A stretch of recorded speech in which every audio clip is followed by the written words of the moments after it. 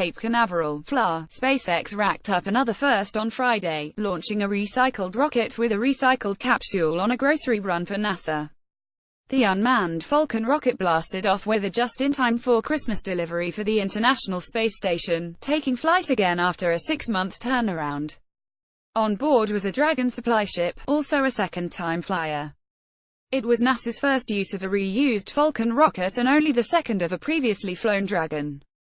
Within 10 minutes of liftoff, the first stage booster was back at Cape Canaveral Air Force Station, standing upright on the giant X at SpaceX's landing zone. That's where it landed back in June following its first launch. Double sonic booms thundered across the area. At SpaceX headquarters in Hawthorne, California, cheers erupted outside the company's glassed-in mission control, where Chief Executive Elon Musk joined his employees. The Dragon reaches the space station Sunday. The capsule last visited the 250-mile high outpost in 2015. This time, the capsule is hauling nearly 5,000 pounds of goods, including 40 mice for a muscle-wasting study, a first-of-its-kind impact sensor for measuring space debris as minuscule as a grain of sand, and barley seeds for a germination experiment by Budweiser, already angling to serve the first beer on Mars.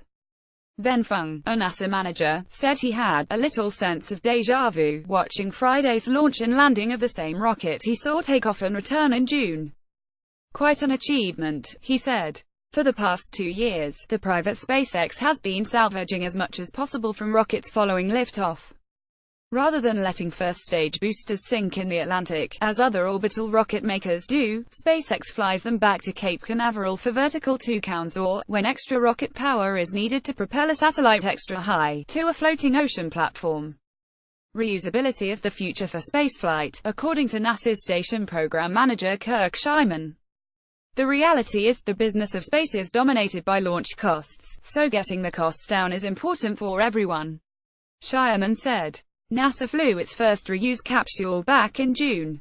But managers waited until SpaceX had 3 rocket reflights under its belt, before putting NASA's station equipment and experiments on a second-hand Falcon. After extensive reviews, the risk of flying a reused rocket, versus a brand new one, was judged to be pretty much equal, he said. Friday's booster recovery was the 20th for the company. Jessica Jensen, a SpaceX manager, said the company aims to reuse rockets and capsules far more than twice. The only way to get thousands of people into space, the ultimate goal of Musk, is by drastically cutting launch costs, she said.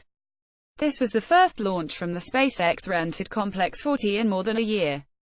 The last time a Falcon rocket stood at the pad ready to fly, in September 2016, it blew up during a fueling drill. SpaceX spent $50 million rebuilding the pad. Friday's successful liftoff means SpaceX has now launched from all 3 of its pads, 2 in Florida and 1 in California, in the same year. This was a fantastic way to end the year for SpaceX East Coast launches. Jensen told reporters. The space station is down to 3 astronauts until Sunday's launch of 3 more. The Dragon should arrive at the orbiting outpost a few hours after the fresh crew launches from Kazakhstan. Once back up to capacity, the station will be home to 3 Americans, 2 Russians and 1 Japanese. SpaceX, one of 2 private shippers contracted by NASA, has been making station supply runs since 2012.